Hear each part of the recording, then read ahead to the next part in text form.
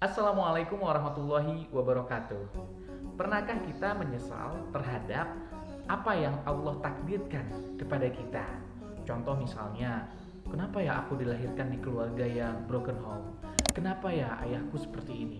Kenapa orang tuaku begini? Coba aku hidup seperti teman aku.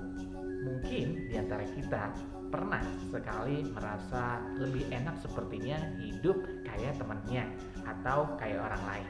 Pada dasarnya menyesal itu sah-sah aja teman-teman, karena salah satu bentuk mengungkapkan emosi atau perasaan negatif pada diri kita.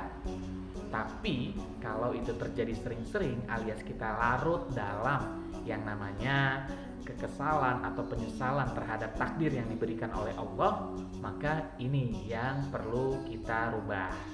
Hal ini penting sekali untuk dirubah, karena kalau kita larut terus-menerus di dalam penyesalan dan kekesalan ini akan membuat kita semakin tidak berdaya, sehingga masa depan kita bisa jadi yang tadinya punya semangat untuk hidup, akhirnya hal ini menjadi racun atau hambatan buat kita sendiri untuk menuju kesuksesan kita. Seorang terapi kognitif yang bernama Wendy Dryden menyatakan bahwa penyesalan yang berlarut-larut akan membuat seseorang menjadi kaku dan tidak fleksibel.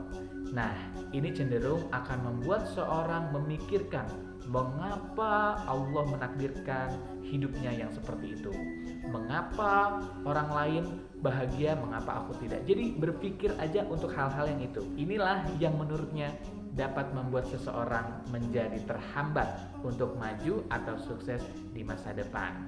Selain itu, banyak peluang dan hubungan interaksi sosial dengan orang lain yang bisa terlewatkan karena kita terlalu memikirkan yang namanya penyesalan hidup yang kita alami. Belajar dari Michael Oher. Anak ini ketika di usia anak-anaknya, dia tidak pernah bertemu dengan ayahnya karena ayahnya entah berada di mana. Kemudian yang lebih pahit, kondisinya adalah ibunya harus berada di dalam balik jeruji besi alias berada di penjara. Berada dalam kesendirian, tidak punya ayah, tidak bersama ibu, maka Michael Oher pun harus terlunta-lunta hidupnya. Bahkan dia tidak punya rumah dan ia tinggal di pinggir jalan, berpindah-pindah tempatnya. Namun, ia bertemu dengan seorang keluarga yang mengajarkan bahwa tidak layak untuk menyesali hidup yang sudah ditakdirkan oleh Tuhan. Nah, semenjak itulah Michael Oher bangkit dan tidak larut kembali dalam penyesalan takdir hidupnya.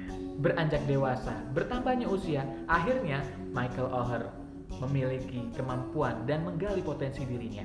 Dan ia unggul di bidang olahraga football.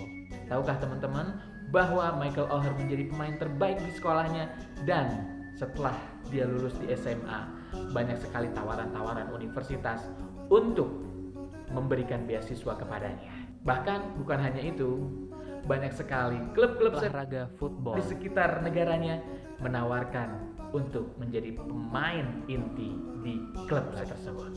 At the end, Michael Oher akhirnya menandatangani kontrak di salah satu klub ternama di negaranya. Ya, di negaranya di Amerika. Nah, itulah contoh salah satu seseorang yang tidak larut dalam penyesalan hidupnya yang sudah ditakdirkan oleh Allah, melainkan dia berusaha sekuat tenaga melalui potensi dirinya. Ia yakin bahwa Tuhan memberikan yang terbaik, Allah memberikan yang terbaik untuk hidupnya. Tentu banyak sekali tokoh-tokoh terkenal atau orang-orang sukses yang lahir di keluarga yang kurang beruntung atau kurang baik takdirnya, tapi mereka bisa bangkit dan tidak larut dalam penyesalan hidupnya. Untuk teman-teman yang tahu orang-orang sukses yang lahir atau hidup di keluarga yang kurang baik ya, atau nasib yang kurang baik atau mendapatkan takdir yang kurang baik, bisa menuliskan contoh-contohnya di kolom komentar. Karena sesungguhnya Allah sudah mengingatkan kita, di balik kesulitan pasti ada kemudahan. Jadi jangan pernah menyesali hidup, dan yakinlah bahwa usaha dan ikhtiar kita akan dinilai proses oleh Allah untuk menjadi yang terbaik dalam hidup ini.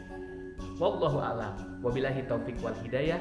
Wassalamualaikum warahmatullahi wabarakatuh.